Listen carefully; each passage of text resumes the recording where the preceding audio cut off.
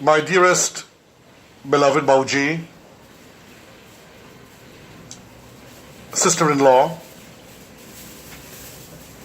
my nieces, nephews, grandchildren. I know you know how very deeply moved I am and how painful it is for me to be here having a good time with my family at an amazing marriage ceremony, mehendi and reception for my daughter, Katrina Roshana. I am in great pain to know that you all cannot be here, and I'm also in pain that while this is going on, my dearest brother, Satu, my cousin, beloved, and I call him elder brother, Satu, will be cremated on about the same time or the same day. For me, Satu was like a father figure in that he would always listen to me and he would always show me some love which I was not getting from anywhere, either left or right. But Satu was like a middle road, a middle passage, and he would listen and he would always try to show me some love or invite me over.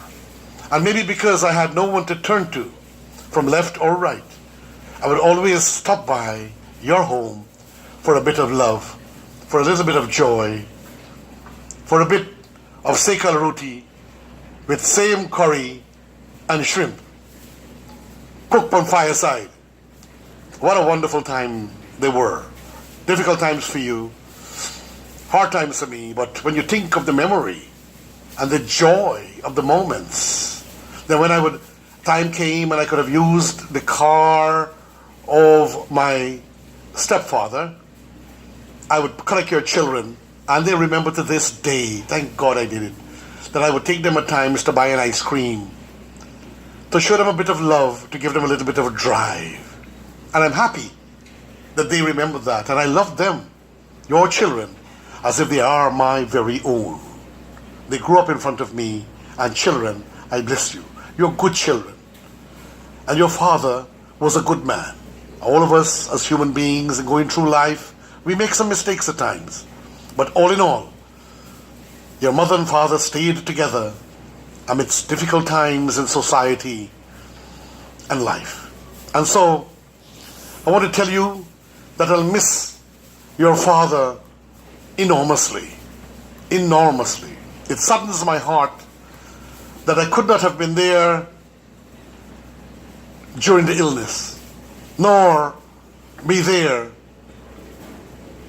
for the funeral service and cremation, which is a closure, a kind of a closure, an acceptance of reality, and sharing the love even with the dead, because I believe the dead hears and sees in their own spiritual form.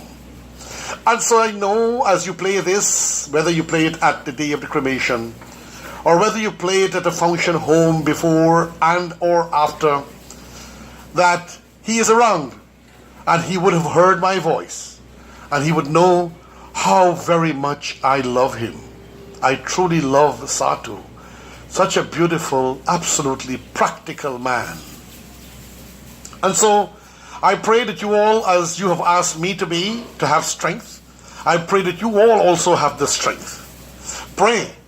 I pray that you have had a good life with your father. And indeed, as Bauji said, when they were breaking the news to me that he has passed, that, my dear, we need a celebration of the great life that he's lived.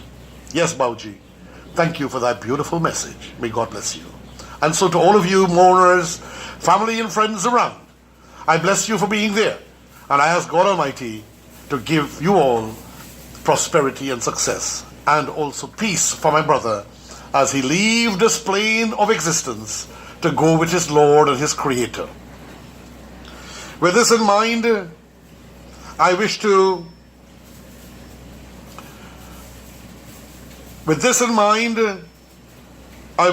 read a little bit from the Bhagavad Gita, a few moments, if you will please listen to me. I'm a great lover, even though I'm Muslim, of the Bhagavad Gita. And the favorite one is this one here that was translated by Shri Mahatma Gandhi ji. And I would like to read you a little piece from it. It's called Discourse 9, the most secret and sovereign yoga of knowledge. Yoga is worship.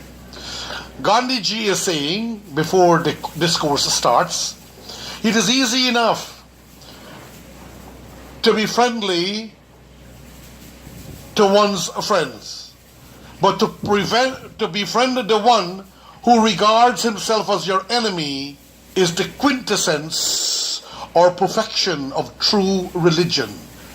The other, with those who you love all the time, is mere business. And the discourse continues. The Lord Sri Krishna says, I will now declare to thee who art uncensorious this mysterious knowledge together with discriminative knowledge, knowing which thou shalt be released from ill. This is the King of sciences, the King of mysteries, pure and sovereign, capable of direct comprehension, the essence of Dharma, easy to practice, changeless. Men who have no faith in this doctrine, far from coming to me, return repeatedly to the path of this world of death. By me, unmanifest in form, this whole world is pervaded. All beings are in me. I am not in them. And yet, those beings are not in me. That indeed is my unique power as Lord, sustainer of the things. I am not in them. Myself brings them into existence. Gandhi ji comments, the sovereign power of God lies in this mystery, this miracle, that all beings are in Him, God Almighty, and yet not in Him. He is then and yet not in them. This is the description of God in the language of mortal men. Indeed, He suits man by revealing to him all his aspects, by using all kinds of paradoxes.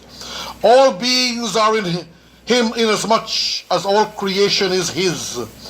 But as he transcends it all, he really is not the author of it all. It may be said with great truth that the beings are not in him. He really is in all his true devotees. He is not, according to them, in those who deny him. What is this if not a mystery of the miracle of the universal creator? As the mighty wind moving everywhere is ever contained in ether, the universal energy, even so know that all beings are contained in me. All beings merge into my Prakriti at the end of a kalpa or end of age, and I send them forth again when a new kalpa begins or age. Resorting to my Prakriti, I send forth again and again this multitude of beings, powerless under the sway of Prakriti or divine power. Resorting to my Prakriti, I send forth again and again the multitude of beings. But all this activity does not bind me, seated as the one indifferent, unattached to it. With me as presiding witness, Prakriti or divine wisdom gives birth to all that moves and that which does not move. And because of this, the wheel of the world keeps going. Not knowing my transcendent nature as the sovereign Lord of all beings, fools condemn me, incarnated as men. The Lord Sri Bhagavad Krishna speak in his eternal and divine song, the celestial song of the Bhagavad Gita. May you all rest in peace.